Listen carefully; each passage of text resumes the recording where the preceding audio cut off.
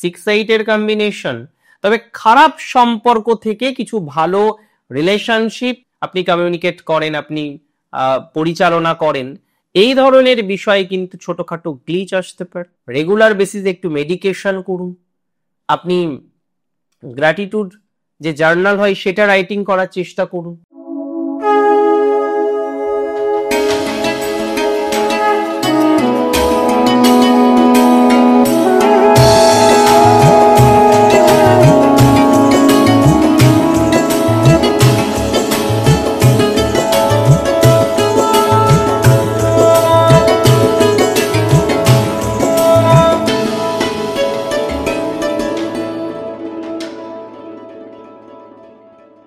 নমস্কার, জয়শ্রী গণেশ, স্বাগতম আপনাদের প্রত্যেককে আজকের অনুষ্ঠান।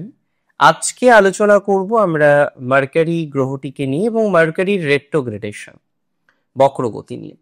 দেখুন, বুধ আপনারা জানেন 24শে অক্টোবর প্রবেশ করলো বৃশ্চিক রাশিতে। আমরা মেষ রাশি নিয়ে আলোচনা করছি, সুতরাং মেষের ঠিক অষ্টম রাশিতে বুধের অবস্থান শুরু হলো।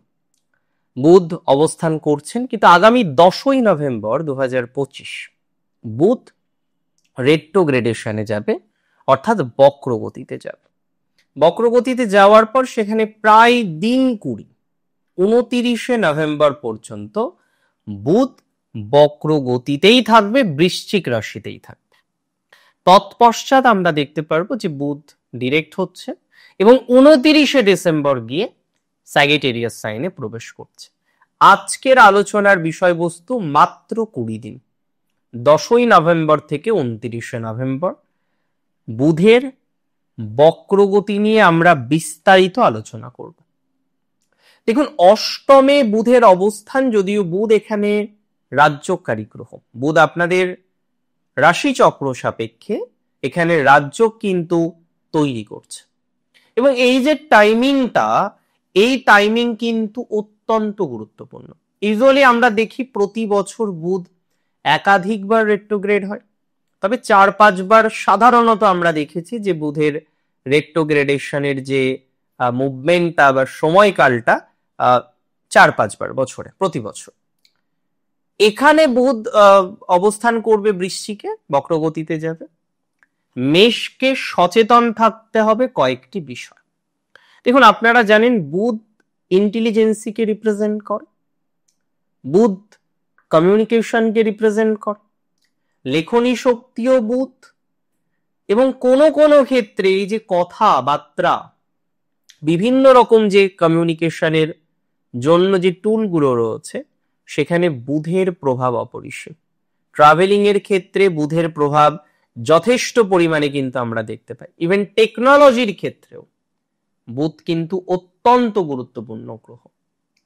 কিন্তু সমস্যা হলো এই 20 দিন সচেতনও থাকতে হবে। দেখুন, আমি বারবার আপনাদের পজিটিভ বিষয়গুলো তুলে ধরার চেষ্টা করেছি এবং আগামীতেও চেষ্টা করব যে ট্রানজিট যতটা পজিটিভ ফলাফল দিতে পারে সেই পজিটিভ বিষয়বস্তুগুলো নিয়ে যাতে আপনাদের সাথে আলোচনা করতে পারি, তার প্রচেষ্টা আমার সব সময় থাকে। আজকে আমরা আলোচনা করব বুধের রেট্রোগ্রেড মোশন নিয়ে, এবং তার প্রভাব সব দিক থেকে কিন্তু ভালো নয়, এটা মাথায় রাখতে হবে। প্রথম হচ্ছে কমিউনিকেশন ব্রেকডাউন। মেষ রাশির জাতক জাতিকাদের মার্কারি 3rd হাউসের লর্ড, আর তৃতীয় ভাব মানে কমিউনিকেশনের অন্যতম গুরুত্বপূর্ণ একটি ভাব। তৃতীয় ভাব মানে কমিউনিকেশনকে রিপ্রেজেন্ট করে। কোনো না কোনো ভাবে কমিউনিকেশন ব্রেকডাউন হওয়ার সম্ভাবনা মেষ রাশির জাতক জাতিকাদের ক্ষেত্রে কিন্তু থাকছে। সুতরাং আপনি কি প্রবলেম হতে পারে যে আপনার হোয়াটসঅ্যাপে, আপনার বিভিন্ন অ্যাপ্লিকেশনে কোনো SMS আসলো, কোনো আপনি পিং পেলেন, কিন্তু কোনো কারণে আপনার সেই পিংগুলো, কোনো কারণে সেই বিষয়বস্তুগুলো ডিলিট হয়ে গেল, তাহলে একটা হাই প্রবাবিলিটি থাকবে যে আপনি কিছু ইনফরমেশন হারিয়ে ফেলতে পারেন। সো এখানে অটোমেটিক ব্যাকআপটা কিন্তু করে রাখতে হবে। So my first advice for every Aries sign people, যে আপনি যে কাজটি করেন, যেভাবে করেন, আপনি অন্তত একটি ব্যাকআপ রাখুন। আপনি যখন কারোর সাথে কথা বলছেন না, একটা জেনারেল মিসকমিউনিকেশন তৈরি হতে পারে। তাহলে কথাবার্তা বলার ক্ষেত্রে সম্পূর্ণ কথা বলার চেষ্টা করুন, বা অ্যাটলিস্ট চেষ্টা করুন অপর পক্ষের মানুষটি যেন কোনো কারণে আপনার দ্বারা মিসকমিউনিকেট না হয়।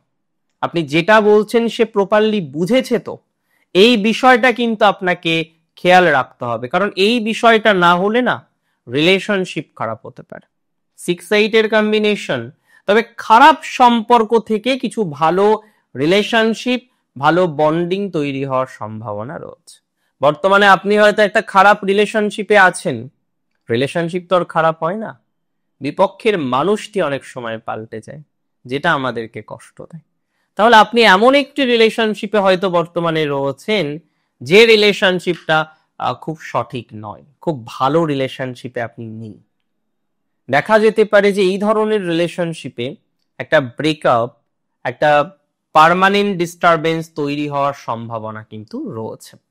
তবে টেকনোলজি ওরিয়েন্টেড ম্যাটারে বহু মেশ কানেক্টেড, কোডিং থেকে শুরু করে অনলাইন প্ল্যাটফর্মে বহু মেষ রাশি জাতক জাতিকারা কাজ করে চলেছে, এবং যারা এই অনলাইন বিষয়বস্তুগুলির সাথে কানেক্টেড, অনলাইন প্ল্যাটফর্মের সাথে কানেক্টেড, যে কোনো ধরনের টেকনোলজি ওরিয়েন্টেড ম্যাটারের সাথে কানেক্টেড রয়েছেন, যে আপনি আপনার ফোন, আপনার কম্পিউটার, আপনার ডেস্কটপ, ল্যাপটপ, এভরিথিং আপনি কমিউনিকেট করেন, আপনি পরিচালনা করেন, এই ধরনের বিষয়ে কিন্তু ছোটখাটো গ্লিচ আসতে পারে, ছোটখাটো ডিস্টার্ব আসতে পারে, মিসকমিউনিকেট হতে পারেন, ভুল কানেকশন তৈরি হতে পারে। এই যে আমরা শুনি হ্যাক হয়, বিভিন্ন রকম ফ্রডের কথা আমরা শুনি, আমরা স্বাভাবিকভাবেই বিষয়টা নিয়ে কিন্তু সবাই প্রত্যেকেই না ভয়ের মধ্যেই থাকি। সিগনিফিকেন্টলি আপনাকে কি করতে হবে, যে টেকনিক্যাল গ্লিচগুলো থেকে যাতে নিজেকে সুরক্ষিত রাখতে পারেন তার চেষ্টা বা প্রচেষ্টা আপনাকে কিন্তু করতে হবে। Otherwise you can face many problem, অথবা আপনি নানা রকমের সমস্যা ফেস করতে পারেন, ইভেন ডিসিশন মেকিং এ প্রবলেম আসার প্রবাবিলিটি রয়েছে। আজকে একটা সিদ্ধান্ত নেবেন, সিদ্ধান্ত নেওয়ার ক্ষেত্রে দেখবেন যে কোনো সিদ্ধান্ত আমাদের প্রসও দেখতে হয়, কনসও দেখতে হয়, যেটা আমরা দেখি যে হ্যাঁ ঠিক আছে, ওকে, নট ওকে, এই বিষয়বস্তুগুলো আমরা দেখি যে এর প্রস কি কি আছে, এর নেগেটিভিটি কি কি আছে, এর পজিটিভিটি কি কি আছে। You can face a problem regarding good decision. তবে আমি আবারও বলবো, যেহেতু বিপরীত রাজযোগের একটি কম্বিনেশন লক্ষ্য করতে পাচ্ছি মেষ রাশির জাতক জাতিকাদের, এই যে মিসকমিউনিকেশন, এই যে বিভিন্ন রকমের বিষয়বস্তু, এই সমস্ত বিষয়বস্তু থেকে হয়তো প্রাথমিক অবস্থায় একটা চাপ, একটা তাপ, একটা যন্ত্রণা, একটা সমস্যা আপনার বৃদ্ধিপ্রাপ্ত হতে পারে, তবে এন্ডিংটা কিন্তু খারাপ হবে না, এন্ডিংটা কিন্তু আপনার জন্য নেগেটিভ নয়, এন্ডিংটা কিন্তু আপনার জন্য এক্সট্রিমলি ডিস্টার্ব নয়। আমি মনে করি এমনিতেও মেষের আমি বহু ক্ষেত্রে দেখেছি যে তাদের ভালো সম্পর্ক শুরু হয় গন্ডগোল থেকে, ভালো সম্পর্ক শুরু হয় অশান্তি থেকে। কোনো একজন ব্যক্তিবর্গের সাথে আপনি একবার অশান্তিতে জড়ালেন, এবং পরবর্তীকালে যেভাবেই হোক না কেন দেখা গেল তার সাথে আপনার খুব ভালো একটা রিলেশনশিপ তৈরি হয়েছে।